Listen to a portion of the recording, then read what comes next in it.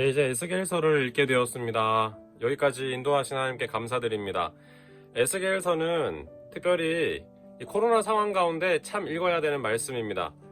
바벨론의 그 포로의 시간 속에 하나님께서 어떤 것에도 매이지 않는 분이시다. 이스라엘 백성들은 성전이 파괴되는 것이 아마 멘붕이 왔을 거예요. 어떻게 하나님이 계신 성전이 파괴될 수 있는가? 어떻게 우리가 선민이 이렇게 쫓겨나서 이런 포로 생활을 하게 될 것인가? 그런데 오늘 이 에스겔서를 읽어보면 하나님께서 에스겔을 제사장으로 불러내어 그가 이제 25세 때 아마 이 부름을 받고 30세 되었을 때 말씀을 선포하게 되고, 그리고 이 50세가 되었을 때 예루살렘 성이 회복되고 또 새롭게 될 것들을 보는 이런 비전들이 있거든요.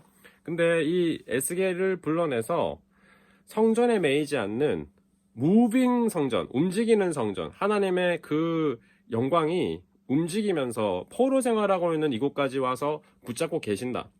이것들을 확인케 하고, 그리고 어떤 상황 속에서도 하나님이 일하신다는 걸 상징적인 행동을 통해, 삶을 통해 보여주는 것이 에스겔입니다. 에스겔 이름 뜻은 하나님께서 힘있게 하신다라는 뜻입니다. 1장부터 이 48장까지 말씀 속에 오늘 24장까지 읽게 되는데요. 1장부터 3장까지는 에스겔이 소명을 받는 장면, 부름받는 장면이 나오고, 4장부터 24장까지가 이 이스라엘이 무너지고 심판받게 되는 이야기들이 나옵니다. 그리고 다음에 읽게 되는 25장부터 29장까지는 이방 땅도 다 심판을 받게 된다.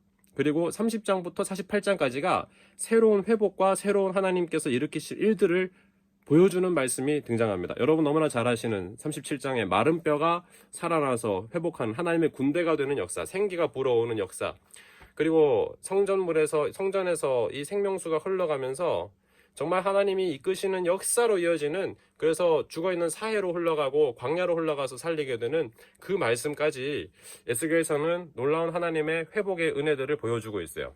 오늘 1장부터 24장까지를 읽어가실 때는 들어있는 상징적인 행동을 통해서 얼마나 하나님께서 이스라엘 백성에게 이 광야 생활, 이 포로 생활하고 있는 우리에게 하시고자 하시는 말씀이 있는지를 삶을 통해 보여줍니다. 온갖 정말 특이한 기묘한 행동까지 포함해서 말이죠. 그러니 에스겔은 사실은 부름받아서 나는 어떤 상황에도 하나님의 뜻을 드러내기 위해서 애쓰겠다, 하나님 위해서 애쓸 거야, 그렇게 한번 제목을 붙여보았습니다. 하나님은 오늘 이 코로나 상황 속에서도 매이지 않는 분이십니다. 살아계신 하나님이시고 시공을 초월해 역사하는 분입니다.